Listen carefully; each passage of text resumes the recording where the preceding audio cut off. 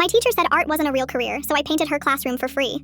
I went to a small public high school, the kind where the halls smell like fried cafeteria pizza and pencil dust, and everyone knows everyone. I was the art kid. You know the type. Messy hands, doodles on every page, paint stains even on my backpack. Art was my escape. My mom worked 2 jobs, my dad was gone by the time I turned 8, and sketching was the one place life actually made sense. Most teachers left me alone, except for Mrs. Clark. She taught career development. Basically, how to write resumes and be realistic. She had short hair, perfect blazers, that politician smile. When it was my turn to share my future goals, I said, I want to be an artist. She actually laughed, like, out loud. Then she said, art's not a career, sweetie. It's a hobby. Pick something stable. The whole room chuckled nervously. I tried to brush it off saying, I can make a living off design or painting. She cut me off. You'll end up broke. You need to face reality early. Someone has to tell you the truth. I just sat there, cheeks burning. Everyone stared. No teacher had ever embarrassed me like that. After class, I stayed behind. Mrs. Clark, I said quietly, you could have just said you don't think it's easy. You didn't have to make it cruel. She looked at me over her glasses and said, you'll thank me when you grow up. I didn't thank her. I just got better. After graduation, I worked odd jobs. Coffee shops, babysitting, even cleaning houses. Anything to fund paint and canvas. I sold my first piece at 20, $50. My first mural at 23. One led to another. By 27, I had my own small studio. Clients, bookings, real income from the hobby, she mocked. Then last year, I got an email from a local school board. They were looking for a muralist to redesign the career development building. No budget, fully volunteer work, but I recognized the address immediately. Mrs. Clark's school. I almost deleted the request, but my best friend said, you need to do this.